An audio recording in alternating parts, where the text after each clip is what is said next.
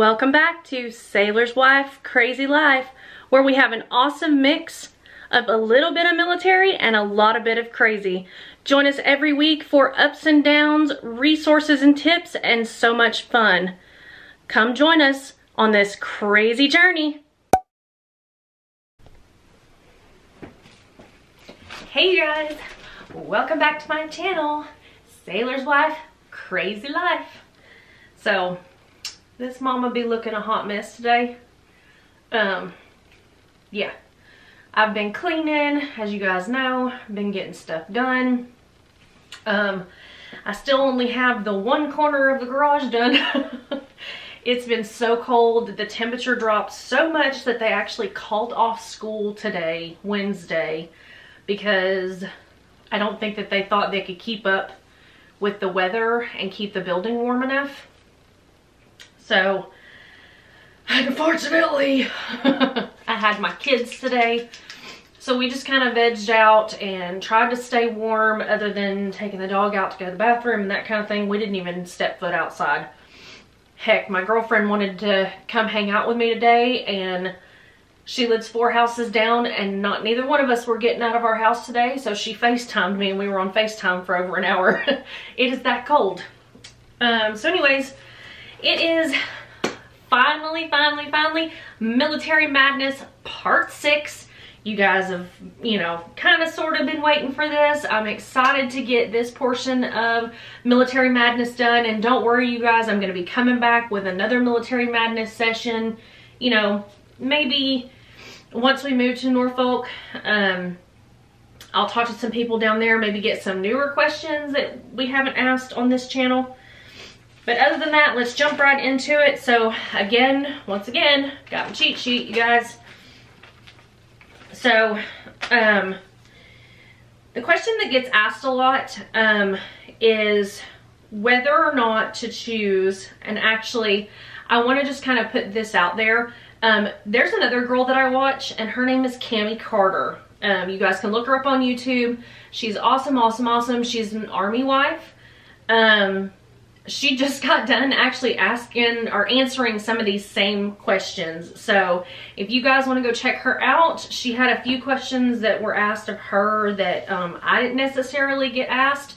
So if there's any other questions that maybe you didn't hear answered on my YouTube channel, you can go over and check her out. And her name again is Cami Carter. You can look her up.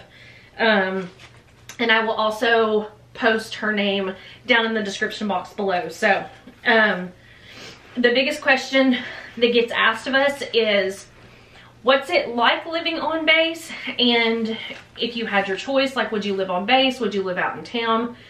I'm kind of up in the air with this. We have lived off base, and we have lived on base, and we have lived in subsidized base housing. And here's the difference real quick. I don't want to get into it and, make this a drawn out video. Obviously, base housing, 100% on base. Out in town housing, that's your renting of a home, you're renting of an apartment, maybe you buy a home. And then you have subsidized military housing. And subsidized military housing is actually what we lived in San Diego. And basically all that means is there's a contracted company, ours being Lincoln Military Housing, that subsidizes housing that is out in town, but it is still considered Navy or military housing. So it's just not specifically on base, but it's still considered base housing without it actually being on base, because it is a subsidized contracted company that works with the military and makes it military homes. So here's where I'm at with that. I can kind of gripe and complain about military housing and the little things that can be done to be changed and that kind of thing. But overall, the main gist with military housing, base housing, is that there is no rent per se that you have to come up out of pocket for or be responsible for. It's all taken directly out of your paycheck. You don't even have to worry about it, and that covers, water, if you're in a military housing that has gas, all this stuff. It's all covered under that umbrella of that rental payment. The only thing that we have to come up out of pocket for is we are on what they call an energy conservation program. And what that means is there's a company that the military partners with, and they give us kind of a range of what we can use in terms of energy. And if we're under that gap, then they pay us. If we're over that, we pay them. We've gotten lucky. We haven't had to pay out a lot in the, 3 or 4 years we've been here. In the last couple months we've had to pay because it has been so flipping cold. We've had to keep the heater on, and oh my God, it's ungodly cold outside.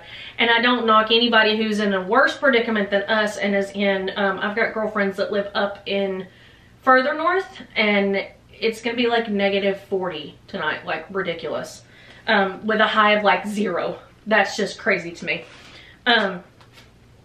But here's where I'm at with it real quickly, and that is I choose base housing or subsidized military housing. They're basically the same thing. Like I said, it's just one is specifically on base and the other one is off base, but we still don't have to worry about rent and all that kind of thing. It's all umbrellaed under our BAH or our basic housing allowance. They take it directly out of our paycheck. We don't have to worry about anything except for our electric bill. And I am 100% a-okay with that. There are numerous people that would much rather live off base. The quote-unquote turmoil of the certain things that they have to argue with housing about all the time, and the needing of things being fixed and that kind of thing, that for them outweighs living in base housing. So a lot of them do go rent a place, they'll buy a home, and to me, it's not that I knock anybody that does that. To me, that's just crazy, because unless I know for a fact that I'm going to be somewhere and I'm going to be somewhere for a significant amount of time, my husband and I will not buy a house. I have watched my very good best friend go through the issues of buying a house in their last duty station and the turmoil that it took for them to get out from under that house because he was due to get orders, and it is chaos. I wouldn't wish that on my worst enemy. She had, big cojones, and they decided to buy a house, and, I tried to give my advice and try to be like, oh my God, girl, you're going to be in so much trouble with that house. And, she agreed, but at that point, by the time we got her here, they were kind of locked in, and whether or not they wanted out of it or not, which is another thing. I mean, these people prey on military. So when it came to her situation, I feel like she was preyed on. Yes, they were realistically looking for a house, but I feel that her, her realtor, she really did prey on her, and she really did, oh, well, this is a gorgeous house, and she took them on tours and stuff, but she wasn't showing them what was wrong with the house. When we finally got her up here, there was a lot of stuff that was wrong, a lot of stuff that her husband had to fix, my husband had to fix, things that fell apart once she was living in the house. And yes, I get it, the upkeep of a house is normal, but this was stuff that they knew about before, the realtors knew about before she moved in there, and they kept it a secret. And I 100% believe that unknowingly they got played, because these people, they know that military is going to have that money, and they know that they're going to get paid every month, and by God, they'll be knocking on your door. They don't care, because they know that military gets paid first on the 15th. So anyways, so just be careful when you're buying a house. If that's for you, 100% go for it. Again, it's just not for me. When my husband's getting close to getting out, if we like the area that we're in, maybe we'll start looking there for a home. But his family is from up north and mine is from down south, as y'all can tell with my drawl. So we're planning on trying to find someplace East Coast in the middle, where it's kind of 6 hours for one family, 6 hours for another, and it's 6 hours for us in either direction if we want to go home and see family. So that's my take on it. Like I said, it's easier for us, especially with a family, to live inside base housing, because I don't want to have to worry about rent. I don't want to have to worry about, And that's another thing. I don't want to have to worry about, oh, well, cost of living has gone up, so your rent's going to go up $100, or this and that, and you know, oh, well, this needs to be fixed and you need to pay us for this, or what have you. Like, we don't have to worry about anything except for what electricity we use. So anyways, the next question is isn't moving all the time great? Question mark.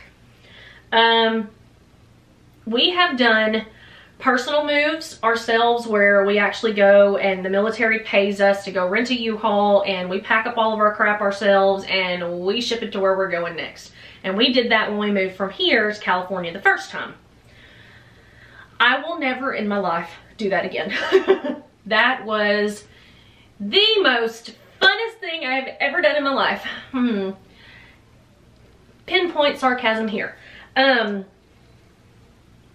But we have also done a military move, and a military move just means that you contact a few of these companies that contract out with the military, and they move your stuff, military movers, they move your stuff to your next duty station. Did I like that? Absolutely not. I think that it's kind of a lesser of two evils, let's put it that way. I will never move myself again. Like I said, that was a complete disaster. But as much as I don't want to use the Navy movers, it's so much easier in some aspects, you know. It's harder for me because you guys have seen in the last couple of videos, I go through stuff and I declutter and I purge stuff and I get rid of stuff, and it still seems like they cram 20 years of crap into a quarter of an 18-wheeler. That's what they pack stuff on. So you have 4 houses that get packed on this one 18-wheeler. And, you know, things can get broken, things can get scratched, things can get really destroyed. We've gotten lucky where we didn't. However, again, my girlfriend who just moved back West Coast, she had a horrible experience this time. They scratched her brand new furniture. They broke 2 of her TVs. They broke my nephew's train table. Just a lot of things were broken and just ridiculous. Like they had, you know, TVs shoved in with picture frames, and that's why TVs got busted. And, you know, you can only be so many places at once, and what they do is it takes them about 3 days to come in and move your stuff. And, you know, when you're trying to oversee 6 workers who are just kind of throwing your crap into boxes, it's really hard to be 6 places at once to be like, hey, don't you think you ought to pack that TV in a different box? Or, hey, why in the heck are you packing the trash can?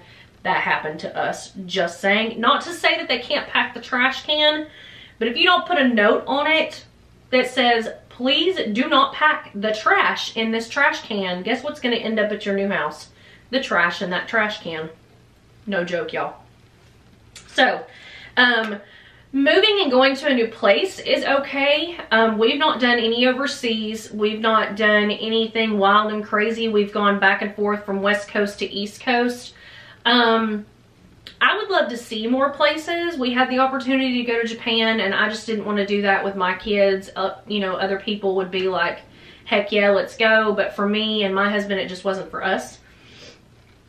So, I mean, yeah, moving and kind of having a different area, a different change of scenery is great. But the upheaval and the uprooting of the kids and taking them out of school and putting them into new schools, that kind of stuff is all like, it's so stressful and so daunting. And, you know, every time you move them to a new school, there is a book for each kid for everything that they have to have in this school system. And then you got to transfer medical records because the school has to have the records to show that they've had all their shots. And especially with my older one, you know, make sure that she's got her shots and up to date to start middle school. And oh God, oh, she's starting middle school. So anyways, the last question for part 6, you guys. Oh my goodness. It says, why did you guys choose to do the military? That's kind of a 2-part question. And then, why would you possibly do that to your kids? So the first thing is, and I've kind of touched on this numerous times, previous military, husband was wanting to join the military. By the time he joined, I was already in love with him. I knew I wasn't going anywhere. As much as I didn't want to be a part of the military, you know, I chose to stay with him and do the military spouse life. But you know, the military aspect of it, it doesn't really make my kids' lives any different, other than the fact that we move every 3 to 4 years. Maybe if, per se, we had done some overseas stuff, maybe it may have made their life a little bit different, but thus far we have stayed inside the continental U.S. So really for them, I mean, I've got friends that move on a yearly basis and uproot their kids and that kind of stuff, and not because they're military, because, you know, they're civilian and they find a new apartment. So I mean, it's really no different. The only difference is we get 3 to 4 years somewhere. So, you know, yeah, it sucks because they have the time to create true bonds and true friendships, and then they have to leave. I think if my kids had one thing to say about leaving, it would be that they make friends everywhere they go. My kids are very, they're very cordial to people. They make friends really easy, and they, you know, they hate leaving their friends. So if, you know, we've had that conversation on our channel before, but, and then, you know, the question of why would I do that to my kids? First off, I mean, we only had my oldest when my husband joined the military, and she was really little. Like I said, it didn't phase her. He had a lot of schooling and a lot of stuff he had to get done. So by the time we even moved the first time, she was almost 4 years old. No, 3 years old. 3 years old. So it really didn't phase her at all. And then, you know, as we've been in the military, we've had 2 more children, and it really honestly hasn't affected them to a certain extent, other than, sure, it sucks when daddy's gone, and, you know, it's a learning curve every time he leaves. And especially when you get to a point with one older one where they're okay with daddy leaving and they're used to it and they know what the lowdown is. And then I have like my little one who, he doesn't quite understand why daddy's leaving, even though at this point, you know, he's almost 4. So he's getting to the point now to where he knows, you know, it may be a little bit different once my husband's going on a full-fledged deployment and he can't call and FaceTime all the time. But at this point, when my husband's gone right now, like, he can still FaceTime, he can call, he can talk to us, and, you know, it makes a big difference, because half the time, as much as my son loves my husband, like, hi daddy, bye daddy, you know, he doesn't, it doesn't change from day to day, even though my husband still FaceTimes us every day just to see how the kids are doing and that kind of thing. But, so yeah, that's why we joined. Why did we do it to our kids? Our kids don't seem to be affected by it. Maybe, you know, when they're 20 years old and they say that they hate us for doing it, maybe then I'll eat my words. But until then, you know, every military kid has their anger issues. Every military kid has their depression issues because they get upheaved and they get uprooted and move to a different school. But their kids are very resilient, and I don't mean that as an excuse, but kids are resilient and kids bounce back so fast. My daughter is always in a depression phase for about the first week and a half that we are somewhere, but as soon as she makes friends, it's like that never even happened. She, like I said, she makes friends. They both do. They make friends so fast that whatever little depression that they feel over moving their old friends, it really does. It goes by the wayside real fast. So other than that, you guys have been super, super wonderful staying here until part 6. This is now part 6. So you guys, I really appreciate everything that you do, everything that, you know, you guys send to me, and every comment and every like and every share that you give to me. I greatly appreciate it. And as always, you guys, keep living the crazy life. This is the end of our, you know, 6-part series. Hopefully I will get another one in, you know, maybe in 6 months or so. We'll reprocess and re-get some questions and that kind of thing. But other than that, keep living the crazy life, you guys. See you later.